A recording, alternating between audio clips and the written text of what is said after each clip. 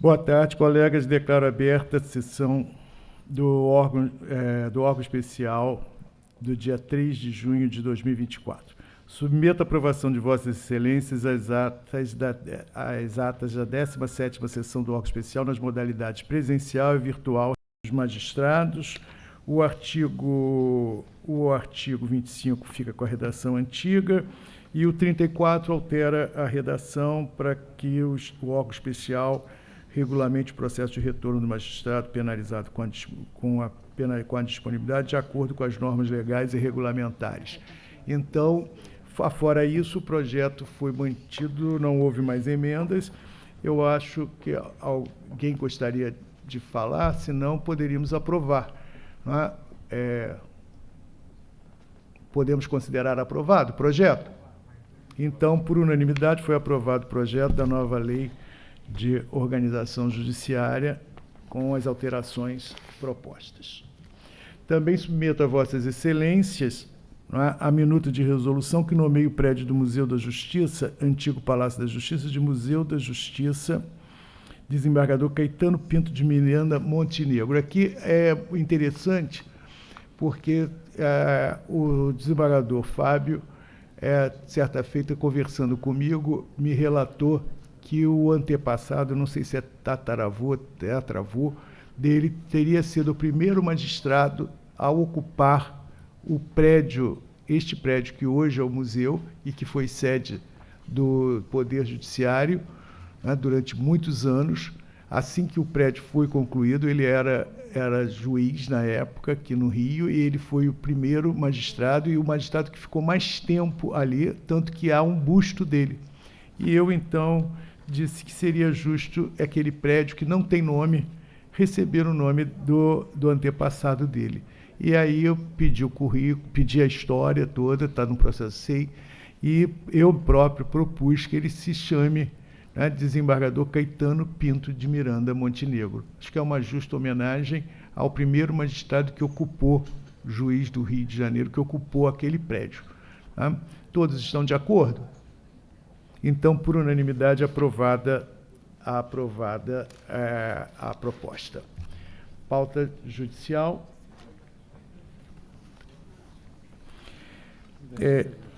Tudo bem. Pauta judicial. Chama... Aqui, isso não tem nada para retirar, não, né? Tá. Chama julgamento... o mandado de segurança, no processo número 7, da relatoria do desembargador Benedito Abicair. Mandado de segurança 65.596/23, mandado de segurança impetrante Regis Velasco Fitner Pereira, impetrado ao plenário do Tribunal de Contas do Estado do Rio de Janeiro. Aqui, a desembargadora Giselda não está integrando o quórum de votação, porque o desembargador Maurício votou na sessão virtual. Presidente, Maldonado de Carvalho, eu estou sem acesso ao sistema, já falei 2 vezes e até agora não foi corrigido. Por favor, cadê a área de informática? Senhor presidente, eu não sei se eu integro Caetano, se eu integro, mas não. Eu gostaria de declarar meu impedimento. Se eu estiver integrando. Integra. Integro? Integra. Então eu gostaria de declarar meu... Idem, presidente. Aqui, impedido está o desembargador Carlos Eduardo Passos, desembargadora, porque o desembargador Maurício votou na pauta virtual. Aqui, e aí fica sem validade os votos de quem votou lá, mas a não ser que haja afastamento definitivo de algum membro. No caso do desembargador Maurício, que já votou e está aposentado. Impedimento do desembargador Luiz Fernando Pinto e impedimento do desembargador Luiz Sveiter e agora de Vossa Excelência. Não, o desembargador Marcos Basílio também impedimento. Desembargador Basílio também está impedido. Desembargador Mauro Dixon também. Também, desembargador Mauro Dixon também.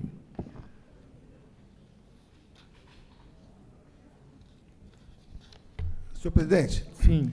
consta aqui que o desembargador Fonseca Passos também está impedido. Tá Eu já verbei meu impedimento, já comuniquei ao Já presidente. está impedido, já consta aqui. Impedimento do desembargador Marcos Basílio, Luiz Fernando Marcos Basílio,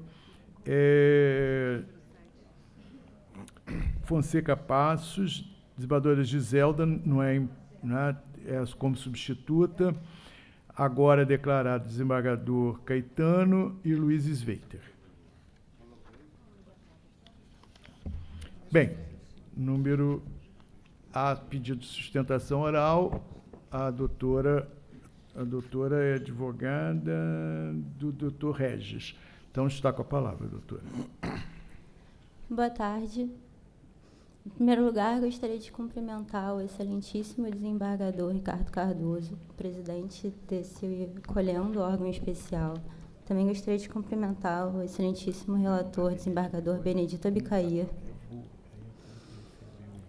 E, na pessoa de Vossas Excelências, cumprimento os demais desembargadores presentes.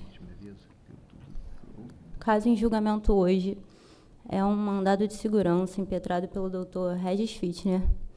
O Dr. Regis desempenhou, durante o período de 2007 a 2014, o cargo de secretário-chefe da Casa Civil do Estado do Rio de Janeiro. Durante seu mandado, o Estado do Rio de Janeiro optou pela contratação, pela modalidade de parceria público-privada do Consórcio Maracanã para gestão, operação e também realização de algumas obras ao redor do Maracanã e no estádio do Maracanã, além do ginásio do Maracanãzinho. O Tribunal de Contas do Estado, por sua vez, desempenhando sua função, entendeu que aquele contrato merecia ser auditado e, assim, deflagrou um procedimento administrativo para fiscalizar as contas do contrato em 2013. Durante o curso desse primeiro procedimento administrativo, foi constatada a necessidade de uma auditoria extraordinária.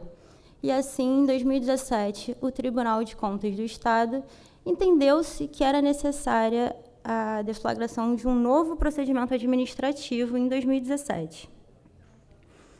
Ou seja, tínhamos em curso 2 procedimentos referentes ao mesmo contrato. Nenhum problema. O problema se deu num julgamento realizado em 2023, especificamente 7 de junho de 2023. Nessa oportunidade, o Tribunal de Contas do Estado condenou o doutor Regis, nesses 2 processos administrativos, a uma penalidade gravíssima, aplicação de uma multa bastante elevada. E, assim, foram lavrados 2 acórdãos, um em cada processo, condenando a mesma multa pelos mesmos fatos e com base na mesma fundamentação. O doutor Regis foi devidamente intimado e teve ciência do acórdão proferido no procedimento de 2017 e, assim, tempestivamente interpôs o recurso de reconsideração cabível na hipótese. E, assim, exerceu seu contraditório naquele momento. Mas o principal problema se deu no procedimento de 2013. Em tese seja o mesmo acórdão e que configure uma condenação bis in idem, o doutor Regis também deveria ter sido intimado no primeiro procedimento, o procedimento de 2013, acerca daquele acórdão. Ele não foi.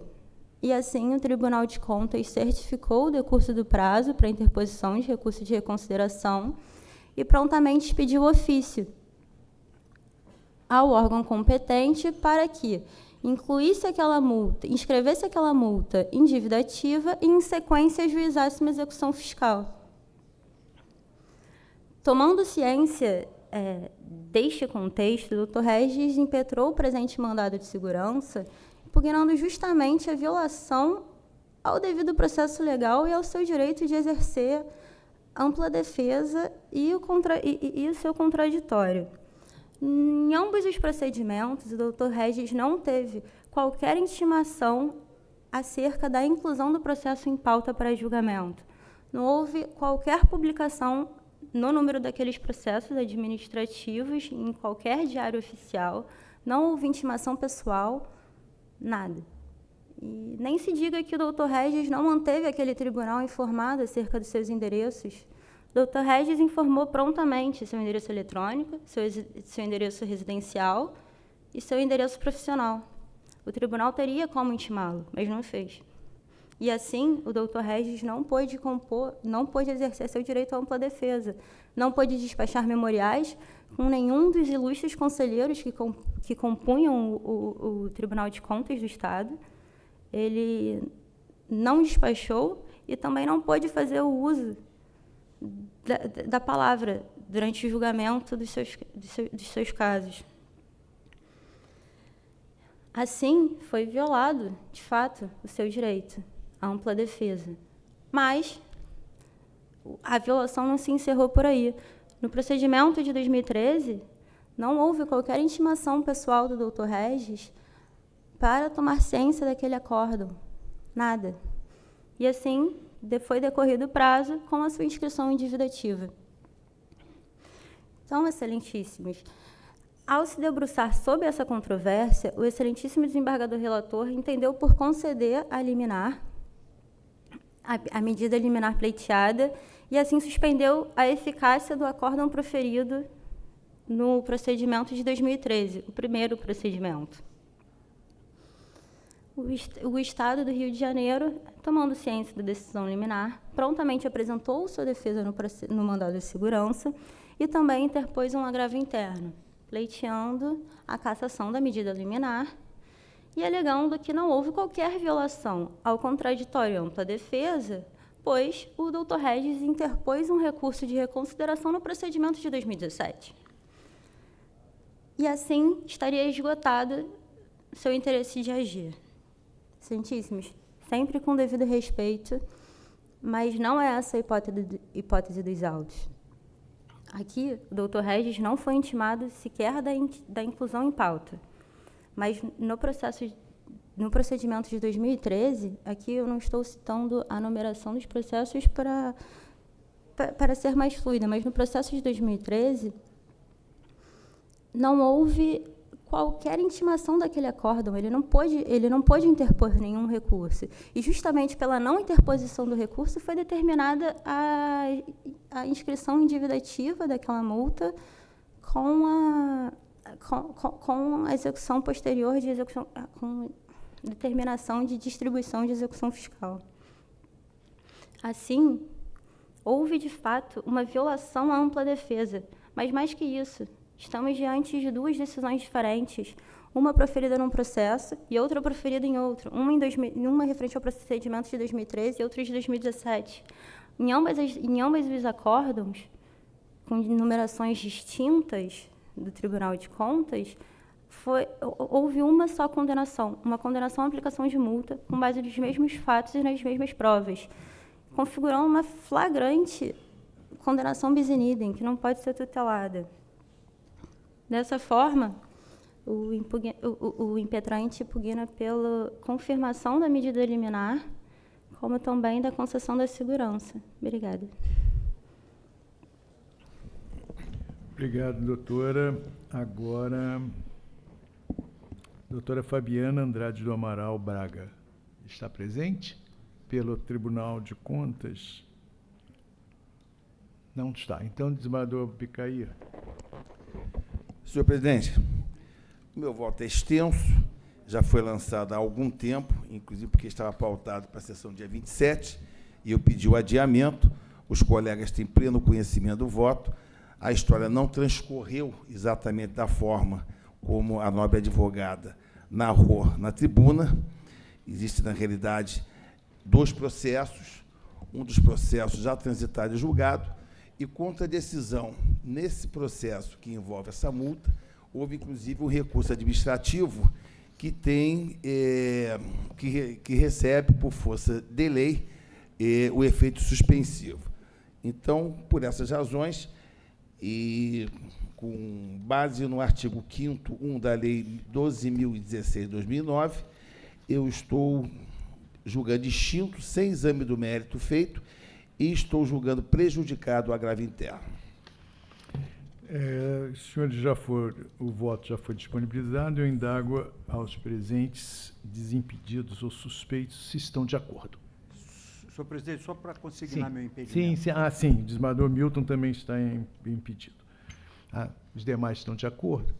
Então, por unanimidade de votos, julgar extinto o feito sem resolução de mérito, prejudicado o agravo interno, né? Perfeito, presidente. Tudo nos termos do voto do relator. Esse é o resultado. Muito obrigado, desembargador Abicair, pela sua presença. Muito obrigado, presidente. Com licença. Ok. Número 1 da pauta, relatoria do desembargador Adriano Celso Guimarães, processo 58.443/70, impetrante Daniela de Souza Malafaia da Silva, advogado Albes André Magalhães Borges, impetrado governador do Estado do Rio de Janeiro. O doutor Albes está presente, o advogado do impetrante. Não está presente, desembargador Adriano.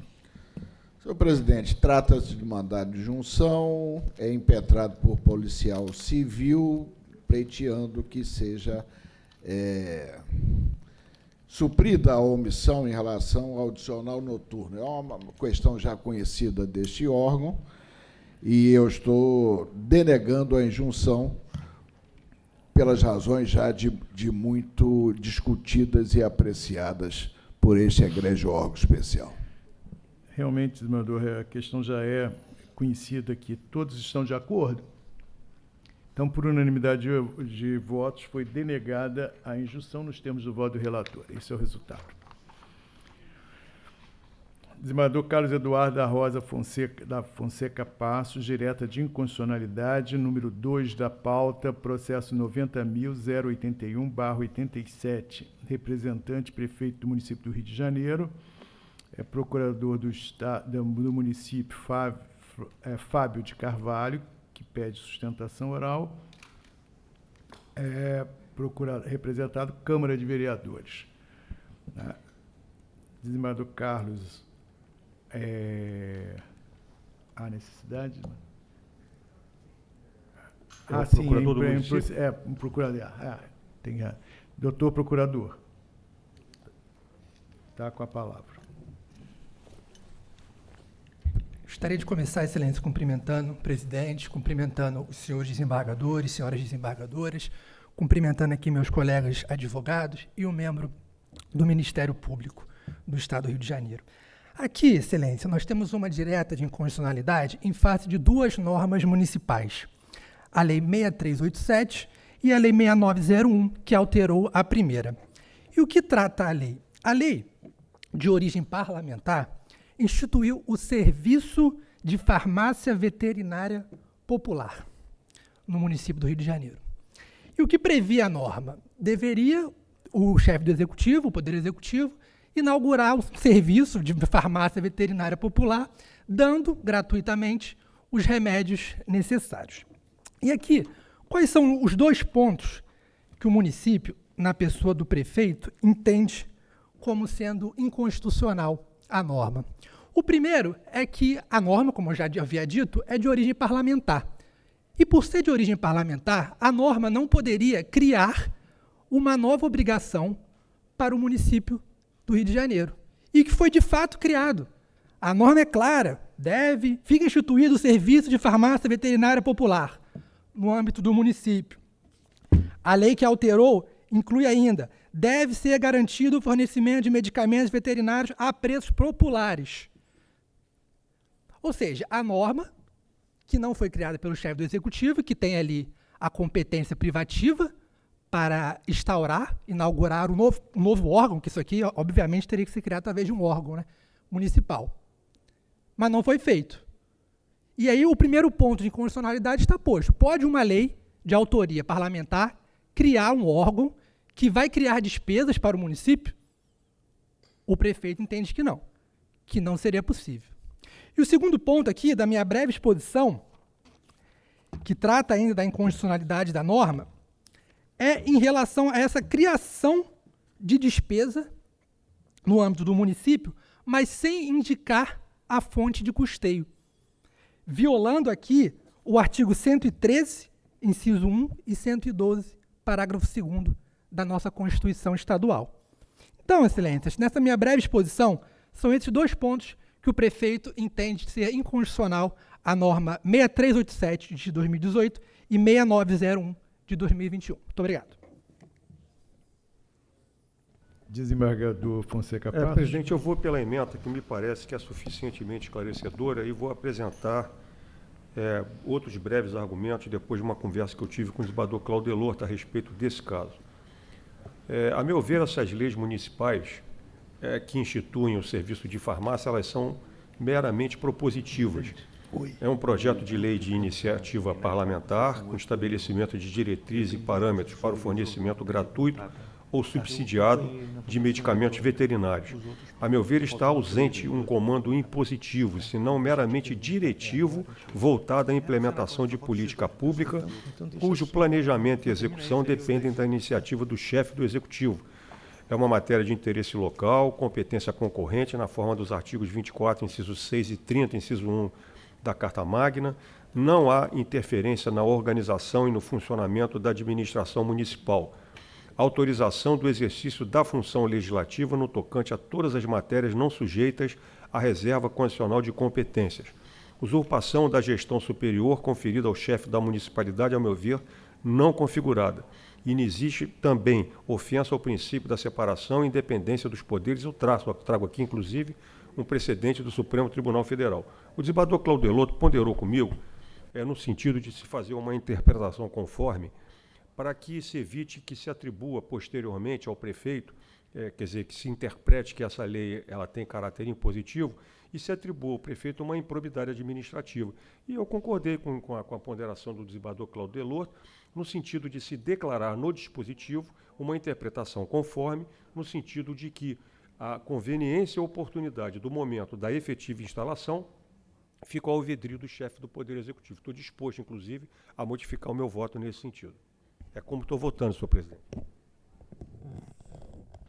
Vossa Excelência, de qualquer forma, está julgando improcedente o pedido. Em julgo improcedente pedido com essa declaração de interpretação conforme, de que fica ao alvedrio do chefe do Poder Executivo um momento oportuno para a efetiva instalação. Mas a lei, eu acho que ela é de uma importância significativa, a razão por que me parece que ela deve ser preservada. Tá, senhor presidente, se permite? Sim, desembargador Cláudio. Exatamente, eu tinha feito a ponderação que o desembargador Carlos Eduardo cita, inclusive no nosso sistema, para conhecimento de todos, no sentido de que tanto o artigo 1º da Lei 6387, de 2018, quanto a lei que o modificou, que é a Lei 6.901, de 2021, eles são de texto impositivo. Fica instituído o serviço de farmácia veterinária popular no município do Rio de Janeiro, o que, obviamente, poderia ensejar o que o ilustre procurador trouxe da tribuna, um implemento de despesa para o município, além de, obviamente, ter que se montar uma estrutura administrativa para atender a esse serviço.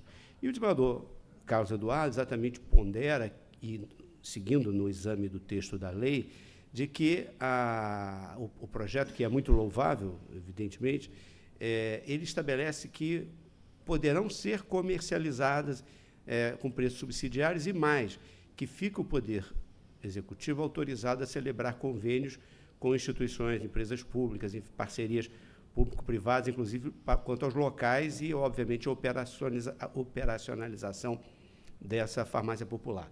Diante disso, eu sugeri, me parece que o desembargador Carlos Eduardo está acolhendo nesse sentido, de que uma interpretação conforme desses textos normativos poderiam exatamente levar à possibilidade de que constasse do dispositivo que a ação seria julgada improcedente, a representação de inconstitucionalidade, porém ressalvado que a implementação destas farmácias veterinárias populares dependeria de uma análise de conveniência e oportunidade a ser feita pela chefia do Poder Executivo Municipal. Parece que é nesse sentido que o desembargador Carlos Eduardo estaria concordando. Vossa Excelência foi mais claro, mas é exatamente isso que eu estou propondo.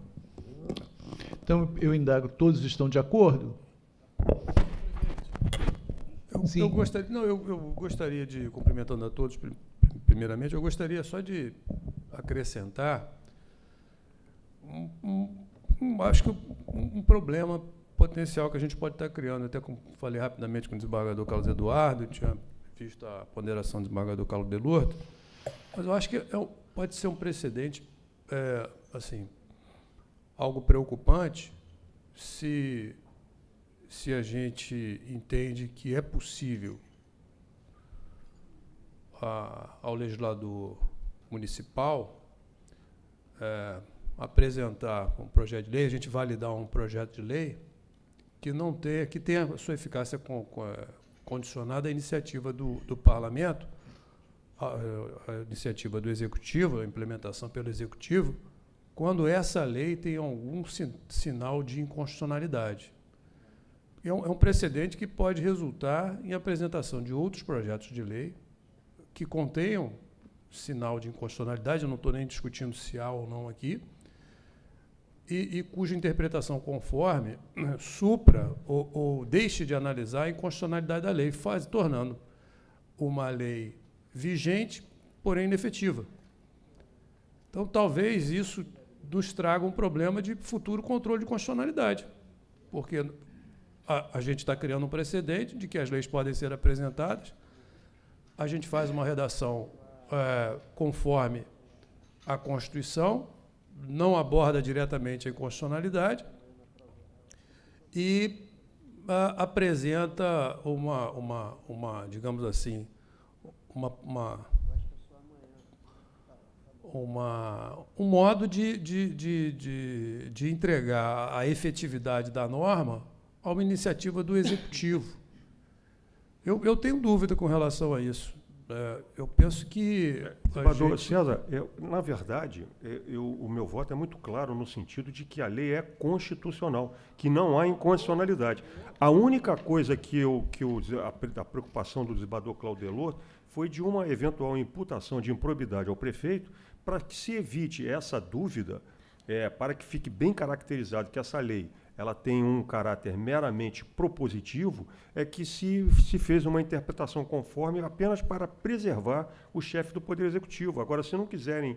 eu nem acho isso necessário, eu fui apenas para tentar compor no sentido de que nós obtenhamos aqui uma decisão uniforme. O propósito da interpretação conforme foi apenas preservar o chefe do Poder Executivo, para que amanhã não se alegue que essa lei tem caráter impositivo.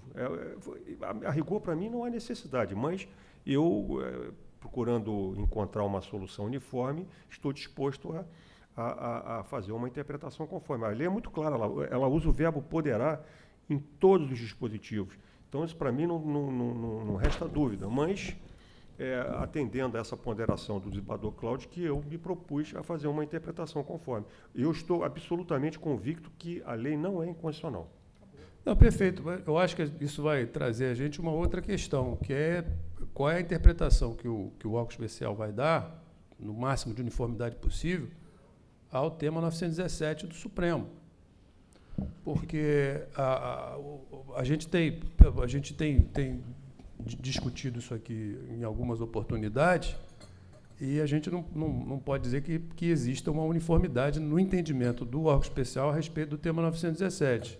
O tema 917 autoriza o legislador, inclusive, a criar despesas para o Executivo, independentemente da iniciativa do chefe do Executivo, na elaboração de projetos de lei, ou seja, projeto de lei elaborado diretamente pela Casa Legislativa, independentemente da iniciativa do chefe do Poder Executivo, que mesmo causando algum tipo de onerosidade é considerado constitucional, esse é um ponto, e o órgão especial tem sido mais restritivo, ultimamente, pelo menos, nesse entendimento do Supremo.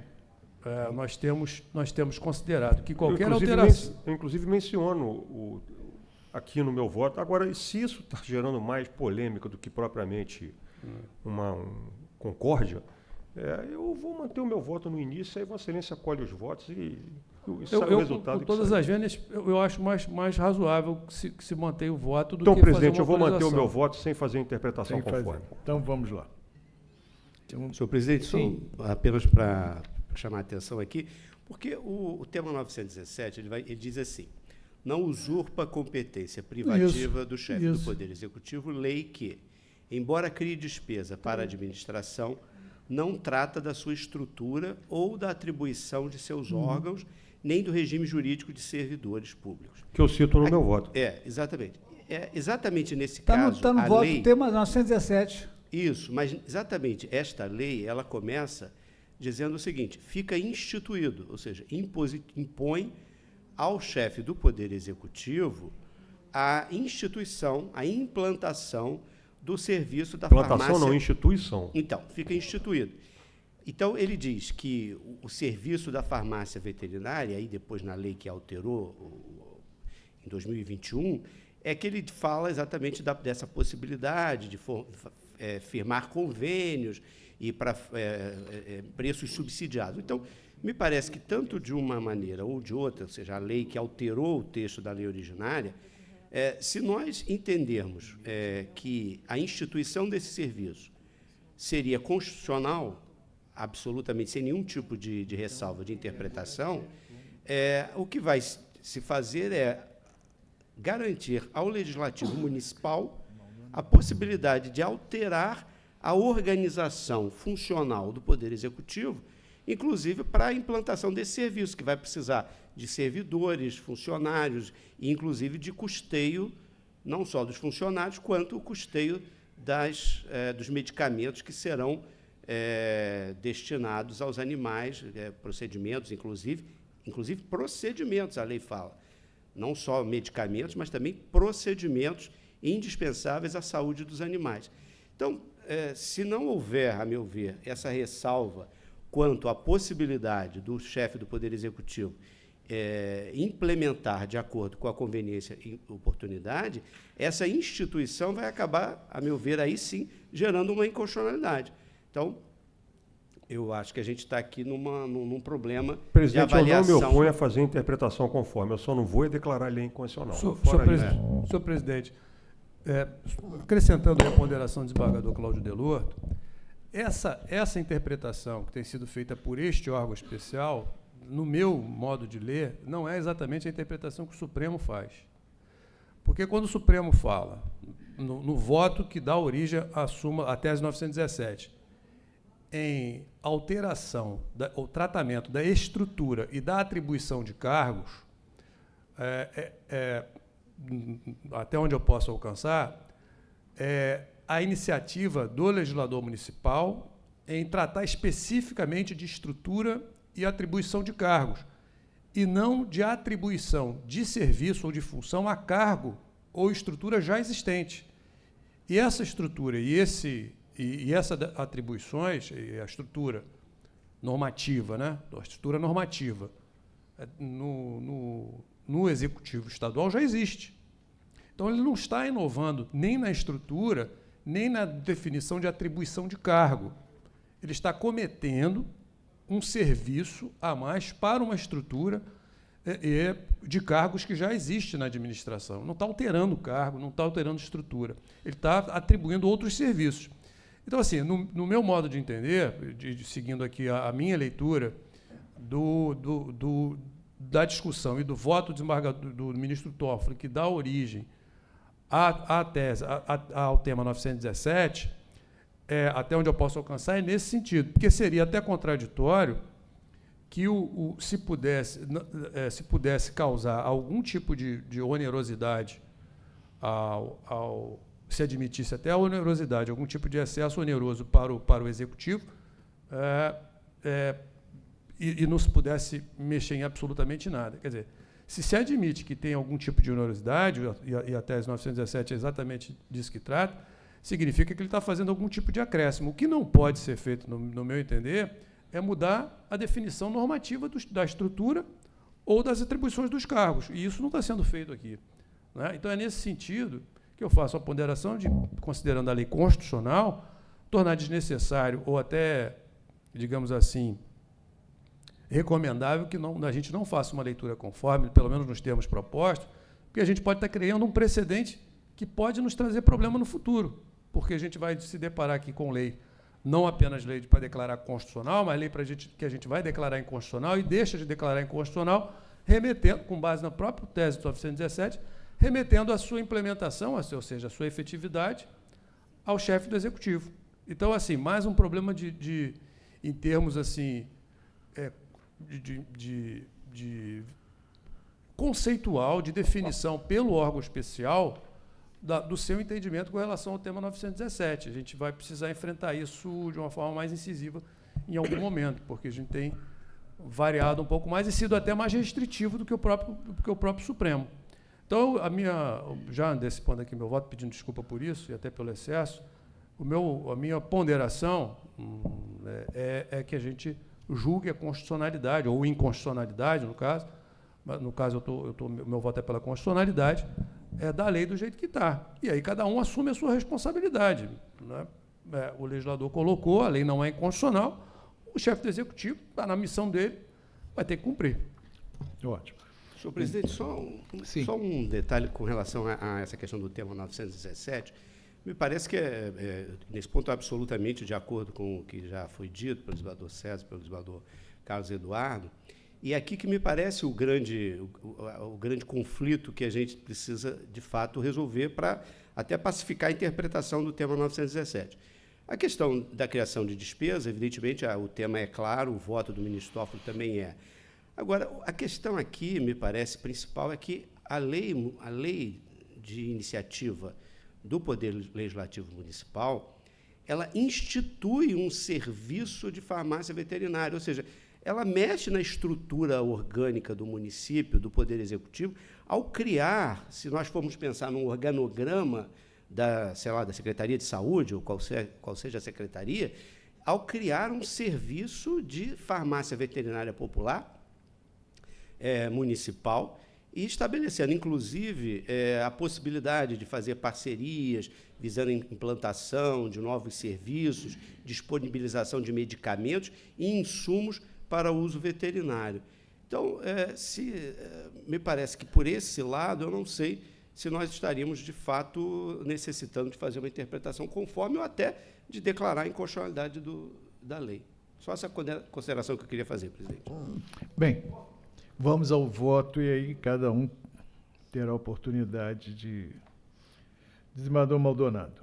Senhor presidente, a par de toda essa discussão, o voto do desembargador Fonseca Passo é claro, objetivo, traçando esse paralelo com o Supremo Tribunal Federal. Ele cita o voto do ministro Edson Fachin, que diz, abro aspas, a lei apenas traçou diretrizes para a atuação daquele ente federado no tema tratado, prevendo expressamente que sua regulamentação caberá ao executivo local. Pronto, eu acho que não tem outra discussão além dessa que a gente chegou, né, em razão do voto. Eu estou acompanhando integralmente, presidente.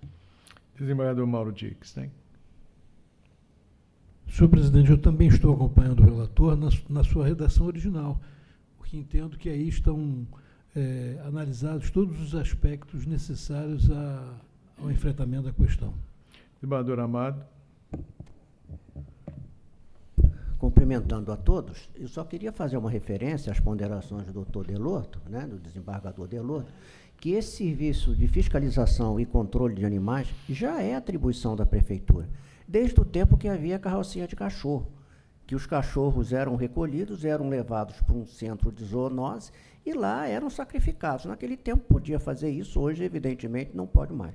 Então, o que a lei está fazendo é simplesmente dizendo, nesse serviço de controle de animais, zoonoses e outros tipos de fiscalização, será criada uma farmácia veterinária, que vai atender a pessoas de baixa renda. E isso vai ter convênios, irão ter convênios e outras parcerias que irão subsidiar, possivelmente, esses remédios.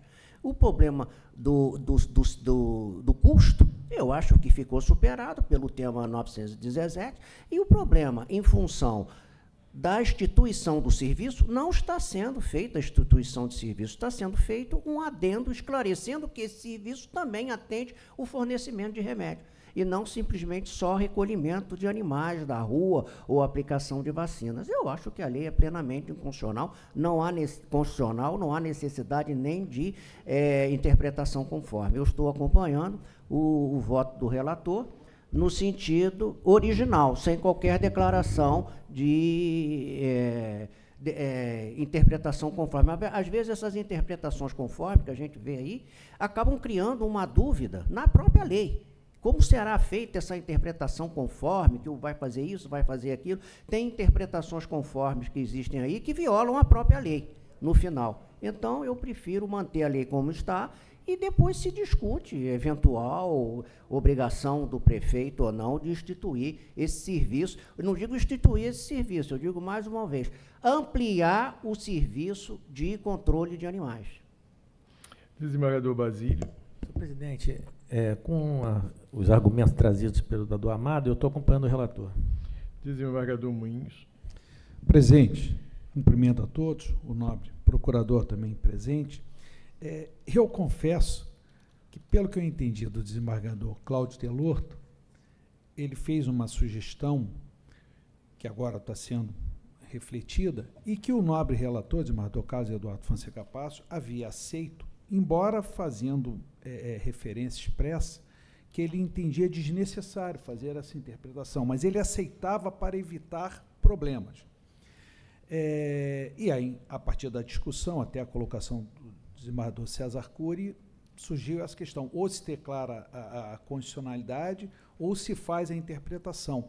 E eu agora me deparei com uma grande dúvida, por isso que eu estou pensando e refletindo como pensou o desembargador Cláudio Delorto, apesar das cautelas que deve ter com a interpretação conforme.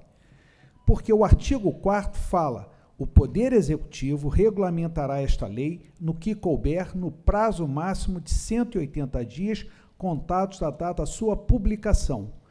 Esta lei, artigo 5º, entra em vigor na data de sua publicação, produzindo efeitos a partir do primeiro dia útil do exercício seguinte à sua regulamentação. Pelo artigo 5º, quer dizer, eu posso até concordar com o relator, mas considerando ou afastando o artigo 5º, porque o artigo 5º, me parece que essa é a preocupação do desembargador Cláudio Delorto, está obrigando, que não é o pensamento do desembargador relator, entendeu, desembargador relator?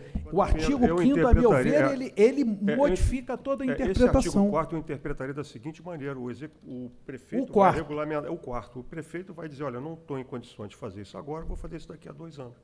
Só que o 5º obriga, ele institui, produz efeitos. Aí não fica a cargo do prefeito, não. Produz efeitos, mas isso não tira o caráter programático, a meu ver. Eu vou manter o meu voto original, presidente. Eu não vou nem fazer a interpretação conforme, porque eu concordo com o desembargador César Cury. Presidente, então, para ser objetivo no voto, eu acompanho com todas as vendas, quer dizer, acompanho a maioria, o próprio relator, mas com a sugestão do desembargador Cláudio Delorto ou com a supressão do artigo 5º. Bem, mas aí Vossa Excelência... Até proponho, não, o terceiro voto. Se o relator aceitar e todos retirar o artigo 5º... O relator já disse que não manterá então, igual. Então, eu opto por acompanhar a divergência. Eu só faria interpretação conforme se o órgão, na sua maioria, determinar. Aí eu vou estar cumprindo a decisão do órgão. Mas eu não faria interpretação conforme, não. Eu acho que a lei é desembargador Cláudio, me parece que vai, não sei, deve propor a interpretação conforme, é isso? Exatamente, presidente. Então, aí, Vossa Excelência, desembargador Moinhos, acompanha a interpretação. Tá, já entendi. Então, vamos ao desembargador Cláudio. Então, diante de tudo que já foi discutido aqui, a lei é muito clara, ela institui um serviço novo dentro do município, que não, ele pode até ser decorrente até desse serviço de controle de zoonoses, de carrocinha, etc., mas é outra coisa, é uma farmácia para fornecer gratuitamente medicamentos veterinários e procedimentos veterinários para a saúde dos animais. Obviamente, ele cria, tanto que o artigo 2º fala que o serviço da farmácia veterinária a ser criado pelo município, ou seja, ele altera a estrutura orgânica das secretarias vinculadas ao prefeito. E aí ele segue adiante, dizendo exatamente o que o desembargador Moinhos chamou a atenção, que não só o prefeito deverá obrigatoriamente regulamentar, como que, a partir da publicação do decreto regulamentador, essa lei irá produzir seus efeitos. Então, portanto, há, na própria lei, aquilo que eu estava sugerindo ao desembargador Carlos Eduardo, que era exatamente de reconhecer a improcedência do pedido deduzido na representação, porém, com a ressalva de que a implantação, ampliando, portanto, ao chefe do Poder Executivo, essa possibilidade de gradualmente ir implantando esse serviço conforme a conveniência e oportunidade da administração, ter em vista não só o aumento de despesa, que poderia ser pelo tema 917, mas principalmente pela alteração que se faz na estrutura orgânica do município, criando uma atividade que hoje não existe. Ela pode ser análoga a tantas outras, mas é uma atividade nova que o município terá que fazer a partir dessa lei que teve iniciativa na Câmara e não no gabinete do chefe do Executivo. Então, presidente, eu estou acompanhando no sentido de julgar improcedente, porém, fazendo uma interpretação conforme para dizer que caberá ao chefe do Poder Executivo o juízo de conveniência e oportunidade para a implantação do disposto na lei. Desembargador Claudiano, você sabe que eu não sou de defender voto, só lembrando que a lei não fala em implantação, ela fala em instituição, apenas em instituir, e não implantar, que fica ao alvedrio, ao meu ver, do chefe do Poder Executivo. Não, mas agora, de qualquer maneira, se a interpretação conforme for o entendimento majoritário, eu farei. Não, mas exatamente o que chamou a atenção do desembargador Pinheiro é que o artigo 4º e o artigo 5º, eles, na verdade, a instituição também, sem nada ser obrigatório, seria um vazio. E o artigo 4º e o artigo 5º dão exatamente a obrigatoriedade do prefeito implantar este serviço. Então, ficamos numa situação. Mas Vossa Excelência me permite? Então, o meu voto seria nesse sentido, presidente. Desembargador Fernando Chagas. Presidente, acompanho o eminente relator. Desembargador Joaquim. Acompanho o relator sem interpretação conforme. Desembargador Cury. Então, eu reitero aquilo que eu já manifestei, mas eu gostaria de fazer apenas um acréscimo. O tema 917, ele não veda a implementação de serviço, a instituição de serviço. O que ele veda é alterar normativamente, e não praticamente, mas normativamente, a estrutura ou atribuição.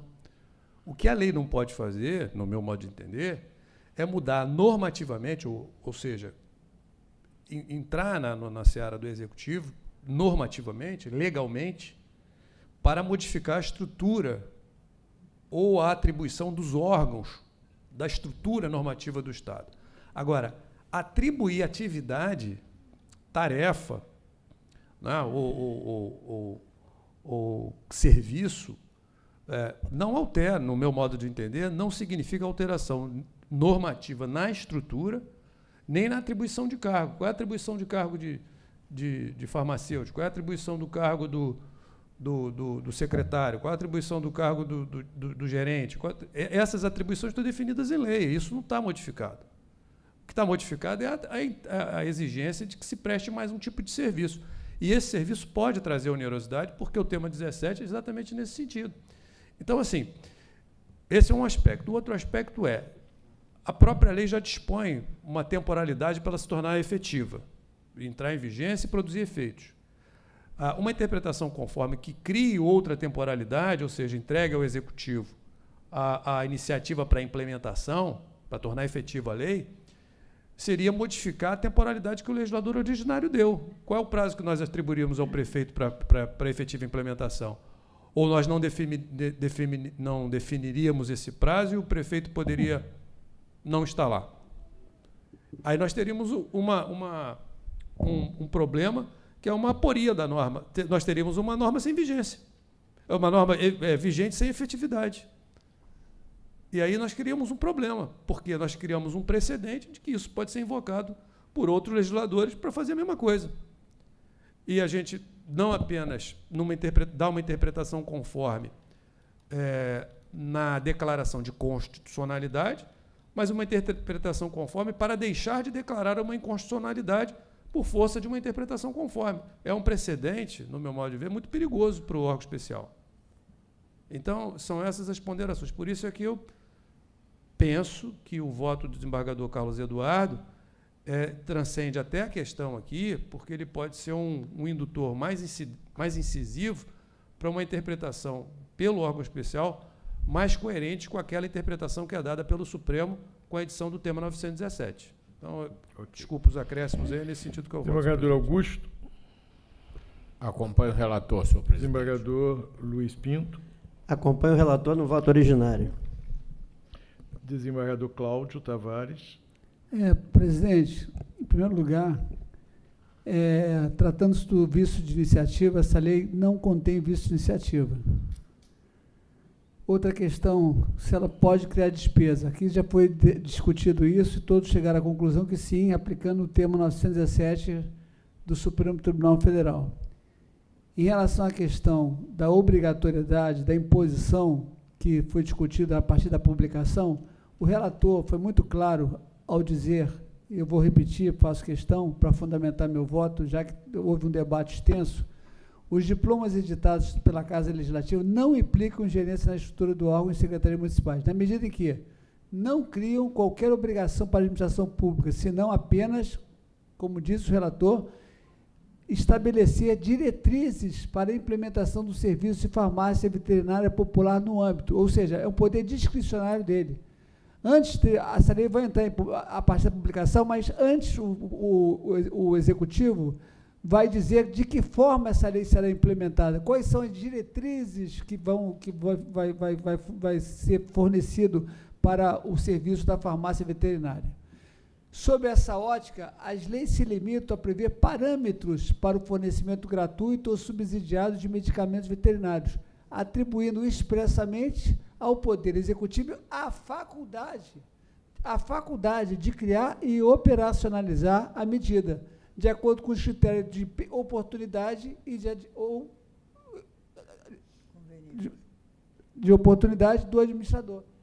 Então, eu entendo que está muito claro o voto do relator, com todas as vênias dos colegas que estão divergindo em relação a aplicação conforme. Acho que o voto está corretíssimo e eu acompanho ele na sua integralidade, desembargador relator. Desembargador Caetano. Eu também vou pedir muitas vênias para acompanhar o voto do relator. O desembargador Cury, meu ver, levantou uma questão assim de um precedente que seria bastante complicado, eu acho que oficialmente admitir essa interpretação conforme. Agora, a preocupação do desembargador Cláudio Delorto me parece que de uma possível, uma futura, uma eventual ação de improbidade pela não criação, digamos assim, a não implementação da lei, me parece que só a declaração de voto, a divergência que haverá aqui no órgão especial, já livra o administrador público de uma eventual ilegalidade, porque se havendo alguma dúvida com relação a isso, me parece que já justificaria isso tudo a par da própria redação legal que o desembargador Cláudio, o relator, o eminente relator também já colocou, o desembargador Cláudio referendou também, de uma efetividade condicionada, digamos assim, da aplicação dessa lei. Então, resumindo, senhor presidente, eu estou acompanhando o relator com essas considerações que eu fiz e até em deferência ao eminente desembargador Cláudio Delorto, que abriu a divergência. Ok. Desembargadora Maria Inês. Eu acompanho o relator pela improcedência na forma originária. Desembargadora Maria Augusta. Acompanho o voto do relator. Desembargador Milton. Pois não, senhor presidente. Ouvi aqui atentamente os debates e conciliando dois fundamentos que achei bastante relevantes, que é o fundamento apresentado pelo desembargador Cláudio e o fundamento apresentado pelo desembargador Cury, embora ambos concordem com o relator, eu vou divergir. Vou divergir na medida em que estabelece o órgão, ou estabelece o tema 917, que administra, embora não crie despesas para a administração, não trata da sua estrutura ou da atribuição de seus órgãos, não de cargo, da atribuição de seus órgãos. Essa lei, se não tratar da estrutura, não está criando nenhum órgão estrutural da administração para o executivo, mas está atribuindo, ou seja, está interferindo na atribuição dos serviços do Poder Executivo, na medida em que institui, e está instituído o serviço já está instituído pela lei, e obriga o Poder Executivo a regulamentá-lo. Ou seja, a regulamentação ela estabelece alguns critérios e obriga, no prazo de 180 dias, a regulamentação dessa lei. Ou seja, mexeu na atribuição de órgão do Poder Executivo. Atribuição, ou seja, criou um serviço, algum desses órgãos. Não é aquele serviço. Se havia antigamente o serviço da carrocinha, hoje não existe mais. Acabou e está retomando. Então, eu estou votando pela inconstitucionalidade da lei, senhor presidente. José Carlos Varanda. Senhor presidente, eu acompanho integralmente o voto do desembargador Milton. Desembargadora Giselda. Eu estava acompanhando... Desculpa, faltou o desembargador Adriano. Me perdoe, desembargador. Eu também acompanho a divergência inaugurada pelo desembargador Milton Fernandes, porque, ao instituir um novo serviço, no meu modo de entender, imiscuiu-se na atribuição do prefeito e, em assim o fazendo, tornou a lei inconstitucional. Então, eu acompanho a divergência.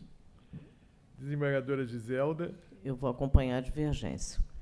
Desembargadora Sueli.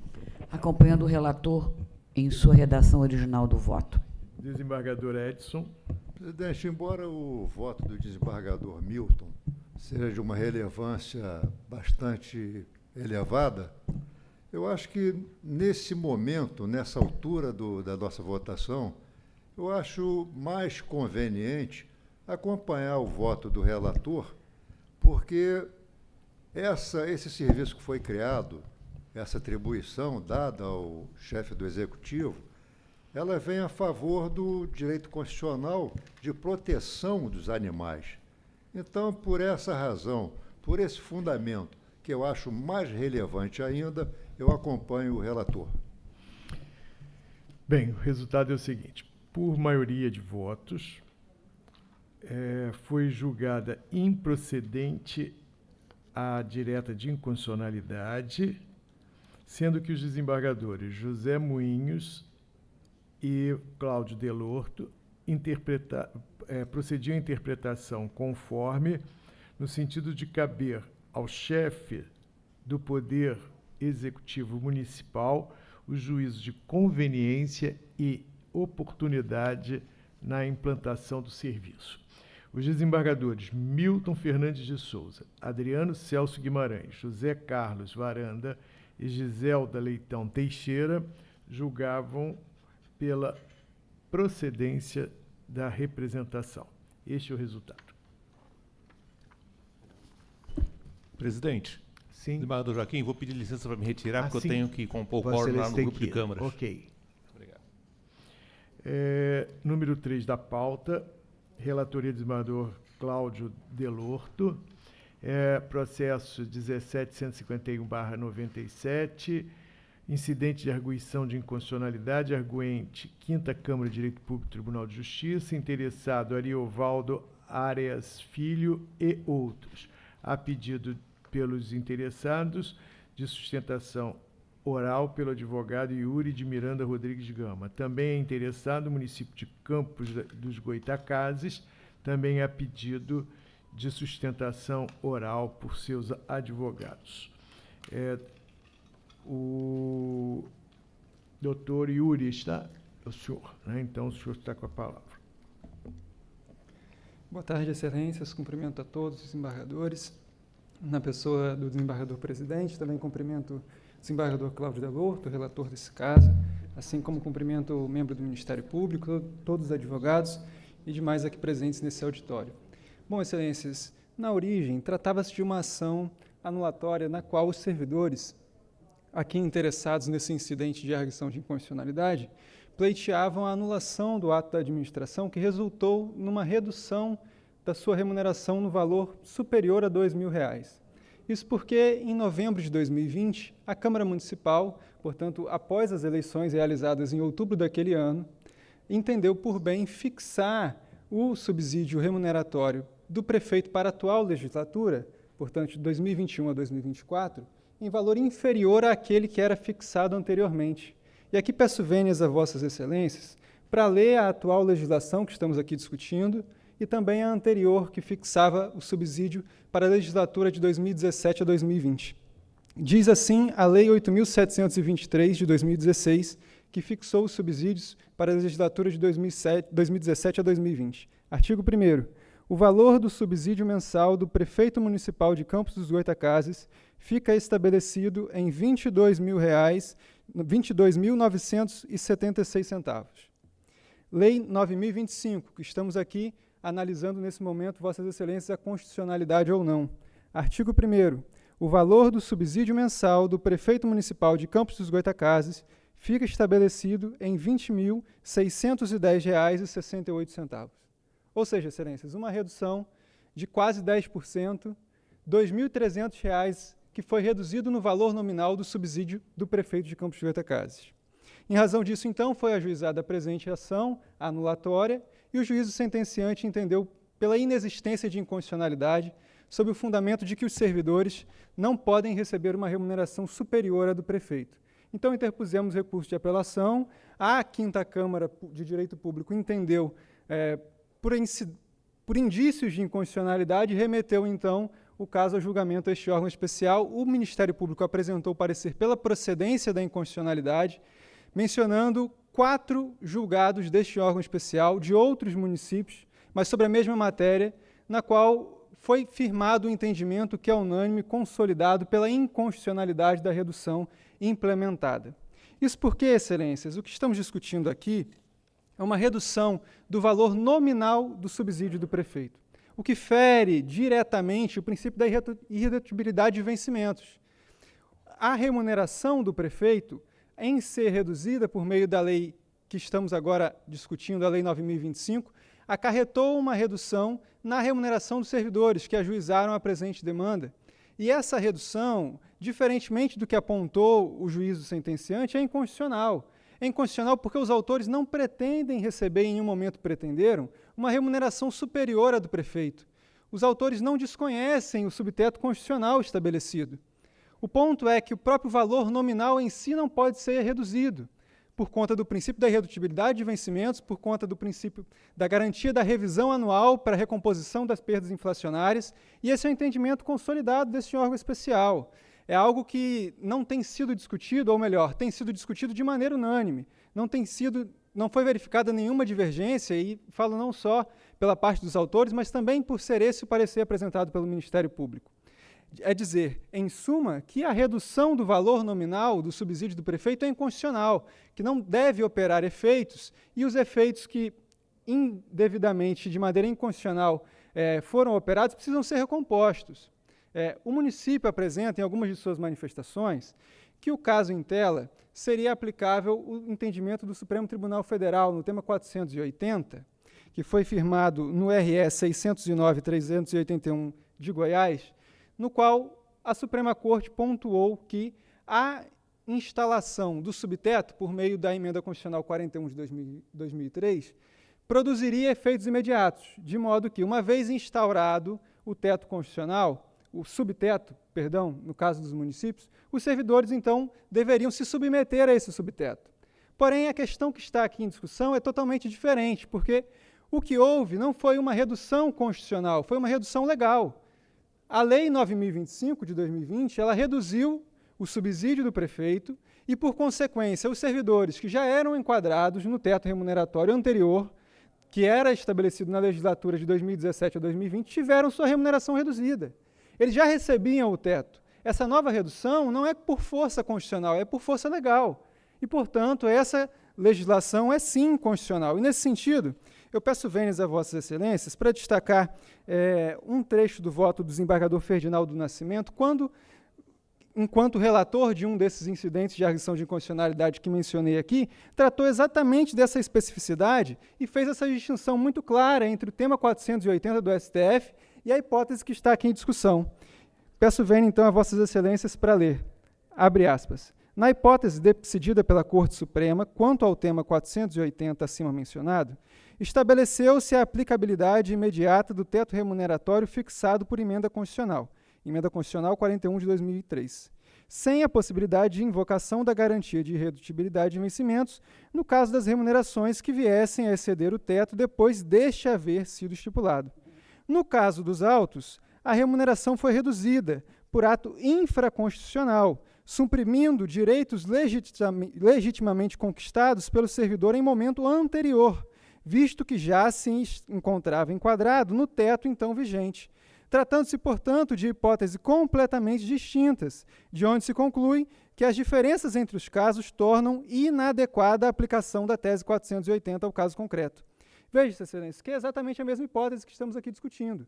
Os servidores já recebiam o teto remuneratório fixado na legislatura anterior, encontravam-se, então, recebendo remuneração que era limitada ao subsídio do prefeito no valor de R$ 22.900 aproximadamente, e com a entrada em vigor da Lei 9.025, o prefeito posteriormente editou um decreto e, por meio disso, foi reduzida a remuneração dos servidores. Agora tiveram que observar o novo teto fixado por lei e não por Constituição, que importou numa redução de R$ 2.300, aproximadamente 10% de redução remuneratória. Por isso, então, Excelências, nós não vemos outra possibilidade senão a declaração da inconstitucionalidade da legislação em caráter incidental pela via difusa, portanto, nesse aspecto, para que seja reconhecida a inconstitucionalidade dessa redução, reconhecida a inconstitucionalidade da fixação do subsídio do prefeito em valor inferior ao que era anteriormente estipulado por conta do próprio princípio da irredutibilidade de vencimentos e da garantia da revisão anual. É isso que pedimos, então, para que seja reconhecida a inconstitucionalidade e determinando, portanto, o retorno dos autos à Câmara para a continuidade do julgamento do recurso de apelação, principalmente no que diz respeito à recomposição do valor remuneratório indevidamente reduzido, bem como eventuais perdas e danos decorrentes desse período em que a lei esteve em vigor. É isso que tinha a dizer. Agradeço pela atenção de Vossas Excelências.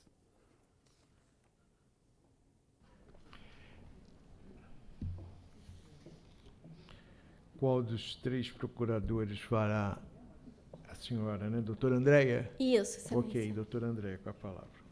Boa tarde, cumprimento o presidente desta sessão, cumprimento o relator, desembargador e os demais desembargadores aqui presentes, serventuários da Justiça e demais colegas advogados. Bom, o ilustre colega já bem relatou, né, do que se trata o incidente. Na verdade, o município de Campos entende que o princípio da irredutibilidade ele veda a redução direta do vencimento do servidor, não sendo esse o caso em tela. As fichas financeiras juntadas no processo demonstram claramente que não houve qualquer redução do salário base dos servidores. O que houve foi uma pequena alteração, tendo em vista o novo subteto do prefeito de Campos. Diante disso, esta diferença, esse desconto que trouxe em alguns servidores, ele praticamente adentrou nas gratificações, descontos das gratificações, não tendo sido, portanto, reduzido o seu salário base.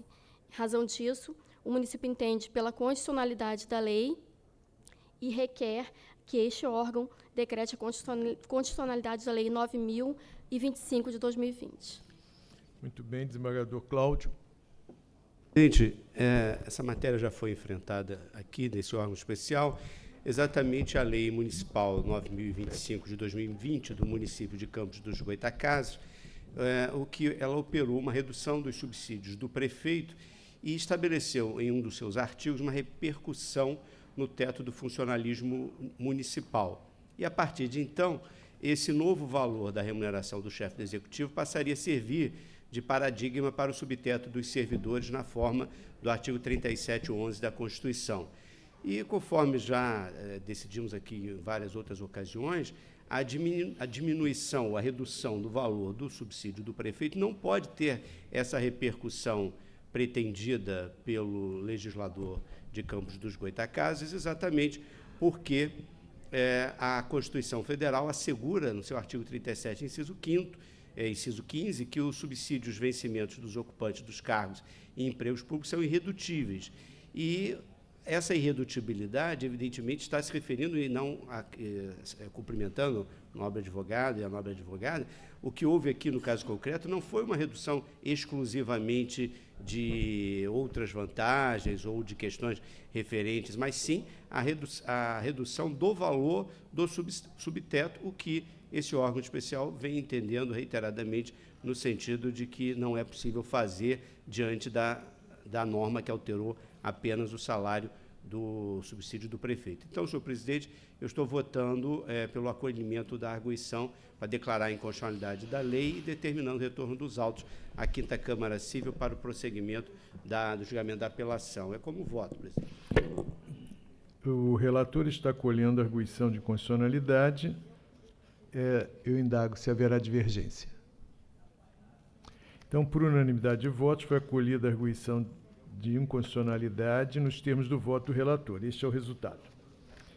Antes de prosseguir, eu só quero voltar ao processo só para retificar ali a minuta, porque senão pode dar alguma confusão no julgamento anterior a esse. 4 desembargadores divergiram do relator, do desembargador Fonseca Paz, sendo que 2 acompanhavam, mas julgavam, davam interpretação conforme. Então, para não dar, a Câmara Municipal do Rio de Janeiro, a pedido de sustentação oral do doutor Fábio. Aliás, o doutor Fábio foi o que fez a sustentação anterior, né? Então, toma ciência de que foi retificado. Tá? Aqui há necessidade de... Senhor presidente, salvo o melhor juízo, né, eu estou julgando procedente a representação, acho que não seria necessária a sustentação do nobre procurador. Senhor presidente, só um momentinho. Senhor presidente, eu pretendo apresentar, eu sei que vai ser um pouco antipático apresentar a minha divergência pelo adiantado da hora. Mas estamos eu gostaria muito de fazer algumas ponderações então, nesse caso. Calma, desembargador. Então, desembargador, doutor advogado, com a palavra para sustentação oral. Cumprimento novamente, Vossas Excelências. A lei agora aqui, em debate, Excelências, é a Lei 7078 de 2021, que é uma lei que criou novas atribuições para a Guarda Municipal do Rio de Janeiro. E quais são essas novas atribuições criadas? De acordo com a lei, deve a autarquia, aqui no município, a Guarda Municipal é uma autarquia, deve a Guarda disponibilizar canais de comunicação eletrônicos, mas mantendo o seu atendimento presencial. Esse é o primeiro ponto de constitucionalidade que trataremos. E o segundo ponto é aqui do parágrafo 3º do artigo 1º, que é uma nova atribuição imposta à Guarda Municipal. Por quê? A lei trata de que deve disponibilizar canais de comunicação que envolvam atos de violência contra mulheres, idosos e deficientes. E qual é a nova atribuição que o parágrafo 3º traz? A Guarda Municipal deverá conduzir essas vítimas, perante uma autoridade competente. E aqui está colocado a nossa constitucionalidade. Por quê? Novamente, uma lei de origem parlamentar, que modifica atribuições da Guarda Municipal carioca. Nesse sentido, Excelências, novamente é violado aqui a competência privativa do chefe do Executivo para criar atribuições perante seus órgãos, e no caso uma autarquia. E aqui um outro fato que, no sentido do município, agrava a situação, é que qual é a competência da Guarda Municipal? A Guarda Municipal não tem competência em segurança pública, a Guarda Municipal não é uma guarda ostensiva, não é uma polícia judiciária. A competência primária da Guarda Municipal é zelar pelos bens municipais. Entretanto, o artigo 3º, aqui vou ler novamente, na hipótese prevista deste artigo, a Guarda poderá auxiliar e conduzir a vítima perante a autoridade competente. Ou seja, a Guarda ela sai daquela sua atribuição de zelar pelo patrimônio municipal e cria-se para ela uma nova atribuição: encaminhar essas vítimas ao órgão competente para que ela proceda com a sua persecução criminal. Então, eu vou ser breve, Excelência, porque é um tema batido aqui. Repito, muito do que eu falei no caso anterior aqui se repete. No caso aqui, vou falar do tema 917, que nesse caso parece ser mais explícito, porque altera a atribuição da Guarda Municipal, e diante disso o município pede novamente a inconstitucionalidade da norma 7078. Muito obrigado. Augusto. Senhor presidente, eu só fiz o adiantamento da proposta do voto, porque não vi aqui, apesar de disponibilizado o voto, eu não vi nenhuma discordância de qualquer colega. Por isso, eu peço desculpas por ter feito esse adiantamento, senhor presidente. E também entendo, salvo o melhor juízo, que a leitura da ementa desse acordo, ela aborda todas as questões controvertidas em relação à inconstitucionalidade dessa legislação. É representação por inconstitucionalidade da Lei 7.078 de 2021 do município do Rio de Janeiro, que dispõe sobre canais de comunicação na Guarda Municipal como medida essencial de enfrentamento, inclusive durante a emergência de saúde pública relativa à pandemia, que garanta atendimento célere e ágil à mulher, ao idoso e ao deficiente. É disso que a iniciativa de leis que dispõem sobre a organização e o funcionamento da administração pública é do chefe do Poder Executivo. Portanto, deve ser analisado se a lei impugnada se imiscuiu em matéria administrativa e, por consequência, invadiu a seara legislativa reservada à iniciativa exclusiva do prefeito. Na hipótese, a legislação impugnada interferiu na estrutura e na atribuição de ente autárquico da administração indireta municipal, ao dispor sobre a Guarda Municipal disponibilizar canais de comunicação como medida essencial de enfrentamento, inclusive durante a emergência de saúde pública relativa à pandemia, que garanta a interação simultânea com possibilidade de compartilhamento de documentos em dispositivos eletrônicos para o atendimento virtual de situações que envolvam atos de violência contra a mulher, os idosos e deficientes. Organização e funcionamento de ente autárquico da administração indireta municipal.